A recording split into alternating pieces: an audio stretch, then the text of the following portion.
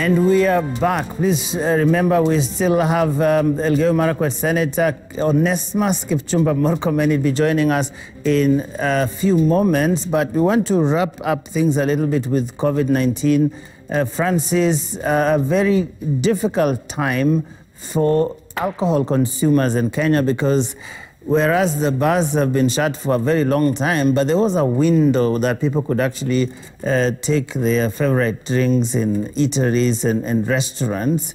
But now that's no longer possible, and it's apparently causing quite some uproar out there. That was a very sobering statement from the president for many alcohol lovers.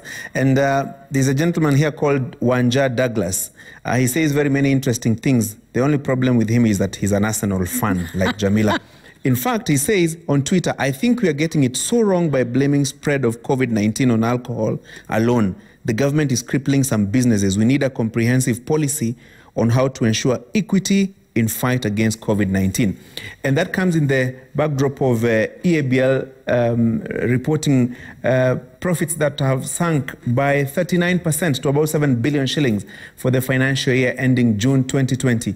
Of course, the sale of alcohol, I mean, the number of, the volumes have gone so down as a result of COVID-19 regulations from the government.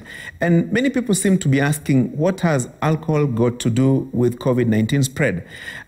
We've seen in the last few weeks or so, people violating COVID-19 regulations, some bars that were running late into the night.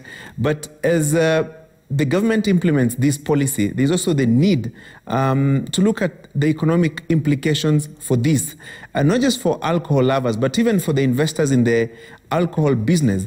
How many people are being affected? Is there a better way of dealing with this? And is there equity, as Douglas says, in terms of implementing the guidelines that are meant to deal with the spread of COVID-19? Because if supermarkets are open, if markets are open, if people are using matatus, wouldn't it also be seen as if it is blaming alcohol for the spread of virus, coronavirus, so to say? Are there statistics indicating that as a result of alcohol, these are the number of people who have been directly affected, who have been infected with COVID-19. So those are some of the fundamental issues that we need to deal with, because at the same time, remember, the government gets a lot of money in terms of tax from alcohol. Remember, every budget, the so-called sin tax, seems to affect this particular area. And so the government is also trying to raise revenue. And as we move on, we continue to get reports that the amount of money that the government is likely to get in terms of revenue this year will go so low.